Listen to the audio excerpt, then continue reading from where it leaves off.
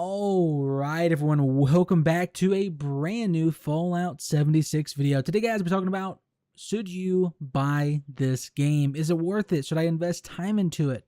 All of these questions. I will be going into this as a game designer myself, and I feel like I need to do that to break this game down, put it back together, and really give you the details of 76. Because I've watched a lot of videos about this game before I made this one, just to get an idea of where the community's at. And a lot of people, a lot of reviewers or streamers, YouTubers, whatever it is, they're speaking with emotion and not actual fact or nothing with truth behind it. It's just a lot of anger about a few things of 76, but I won't do that. That's wrong to do so. You have to think about a game and give it the best accurate detail of what's wrong, what's good, and what's to fix. So that's what I'm going to be doing today. So let's do this, everyone.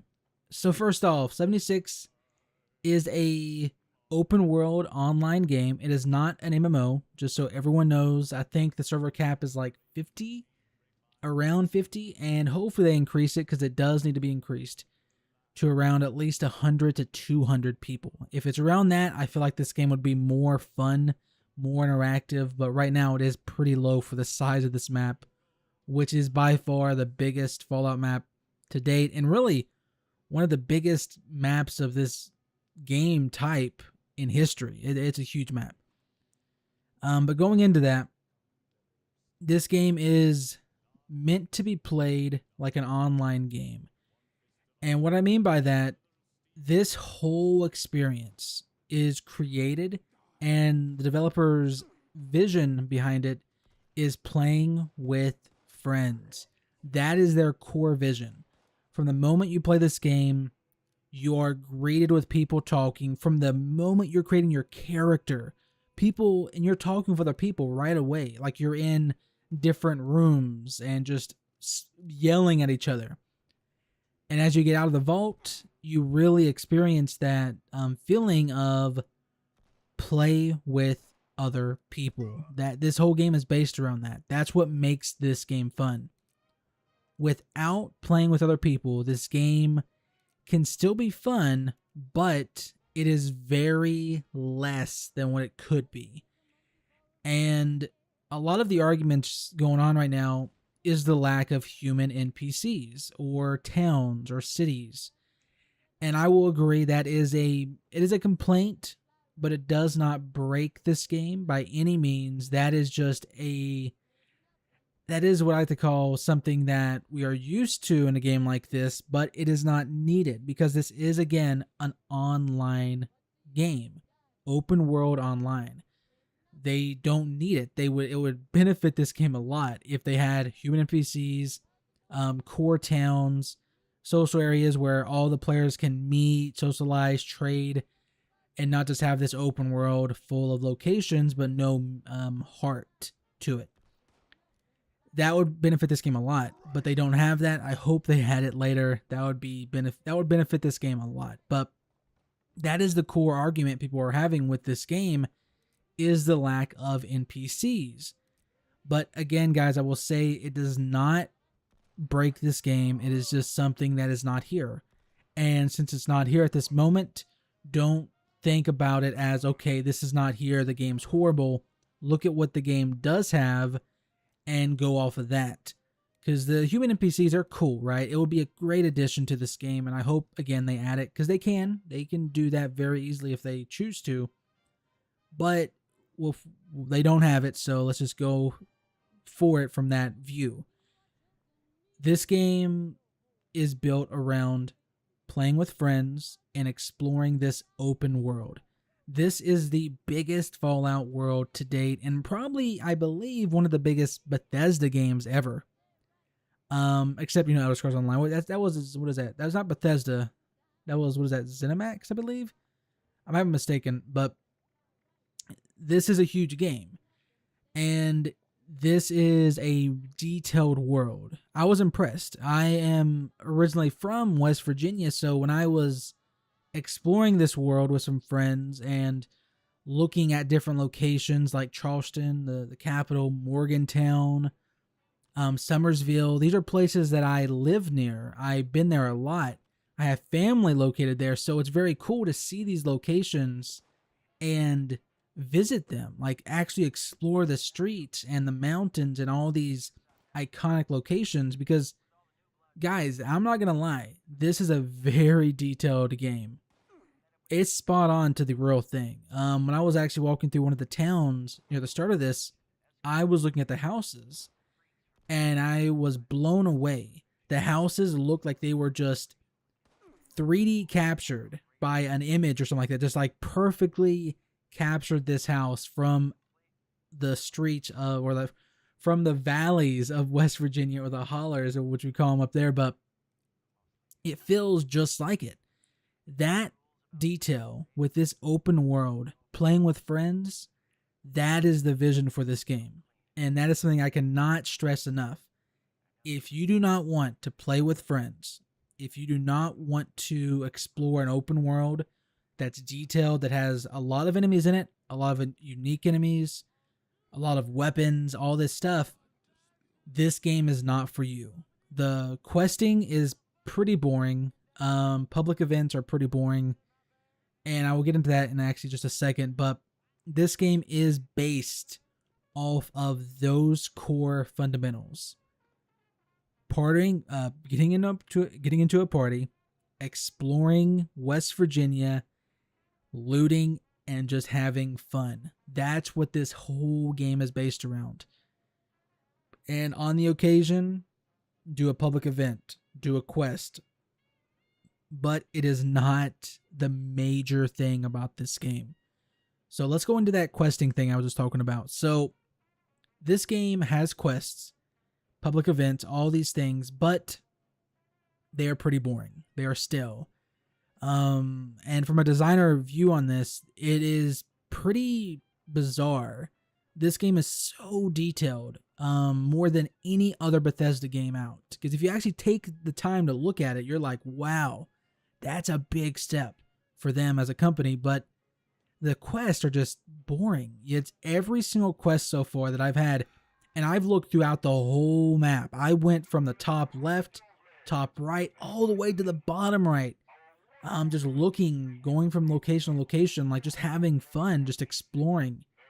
I ran into some crazy high-level enemies though, but one thing I've noticed with the quest is they're just boring. It's like, okay, go talk to this person, go collect this thing, bring it back, go check here, go look at this console, go look at this console, then come back and I'll give you a weapon. That is every single quest. There is no uniqueness to it. As for public events are, again, just very stale. All the public events so far has been defend these locations, defend this robot, go collect these food sources, or go collect these batteries and bring them back, or fertilizer, and put it in these canisters and then defend it. So it's all only like gather, drop, defend. Gather, drop, defend. That's it. That's like the cycle they've got. And it really is boring, guys. It is just it gets stale and it gets old. Because it's not, the enemies are not, they're cool. They're very unique enemies. Are new. Almost all the enemies are new in this game. Only a few are actually brought back from other Fallouts. But that does get repetitive very quickly. So that is something bizarre to me, because from a company view, you wouldn't think that a game like this would have just stale quests. But that's what they are. The weapons, thousands of them. The biggest selection of weapons yet by far. There's exotics, there's legendaries, there's a ton of armors, there's power armor you can find. The world is riddled with loot. Gunplay has been improved vastly. There are still some bugs because it's weird what they did. The physics and all of that is catered to what the actual server lag is happening, like actual lag. So if the server's lagging, guess what? Your physics is lagging. So that's not good, but it's something they're testing, and I believe they're testing right now. As a one thing everyone has to understand, guys, from developers and designers and all this stuff, they do a lot of this stuff to test it first. They do massive tests, and it could last for months, but they get all the data they need to actually say, okay, this is a horrible idea, never use it, and they'll never use it again in any of their games. If it works for a while, then they say, okay, this is a chance, but we got to improve it. And if it's perfect, then they say, okay, this is great, we went on to something. But that's what developers do, because a lot of things they're designing new on the spot, and they got to test it somehow, so that's what they do. But the gunplay is vastly improved. It feels great, best than it's ever felt. It just works. All right, guys, it just works, and it really is a fun just combat. It really is pretty cool. I enjoy it. Other than that, this game is just that. You know, I went over everything that this game really offers. Oh, one more thing, pretty big thing that I was thinking on a lot, and I tested out and I talked to other people about it. The PvP in this game is broken beyond belief. They have like 2 things working out of 20 things. PvP, player versus player, needs to be taken back. If I was Bethesda, if I was that team, if I was the team lead, I would say, okay, we're pulling it all the way back, putting on the board, and we are redesigning this right now before this game comes out, because it is broken. You can grief. The revenge system is bad. The bounty system is bad. Fighting other players is bad. It is not a good experience. It needs to be much cleaner, much more meaningful, because right now PvP has no meaning at all. There is nothing you can gain from it. There is actually nothing. You do something bad, you're wanted. That's it. That's it. You don't gain nothing from it. So if they want PvP to be something meaningful, they've got to have a reward for the risk. Right now, it's only risk for the risk. And that is a horrible, absolutely horrible design flaw in their PvP system. It is just bad, guys. Trust me, it is a bad system that needs to be fixed. It is remarkable how bad it is, to be honest. But that is something, if you're looking at this game for PvP only, wait till they fix it. That's all I will say. Wait till they fix it. But from that, guys, that's everything. Is this game worth it? Should you buy it? From what I've said so far, I hope you guys can make the decision on that. It will be worth it if you are looking for a game to play with friends, explore this open world. The quest, you can do them with friends, and maybe when you're in a party, you know, after a while, it doesn't get as stale. But solo, oh boy, it does get stale pretty quickly. That's pretty much it right there. I see this game is worth it if you want to play with friends and explore West Virginia and collect weapons and kill monsters. That's what. And build a base, because there is the camp system, but it's a little broken. It works, but it doesn't work fully. It's a weird system, because I try to build all over the map. A lot of places does not work at all, and it just breaks the camp. You can't build certain items. It's buggy, and I won't really include that because it's there, but it needs a lot of work again. Just like PvP, just needs to be refined a lot more before it is something solid. But yeah, everyone, I hope you have what you should you buy it, should you not, from this video. Hopefully it helped you out a lot. If it did, drop a like down below. Subscribe for more videos, more content. Down below in the description, join the Discord channel, first link. And yeah, get ready for some more Fallout 76 videos. I do have a few more planned.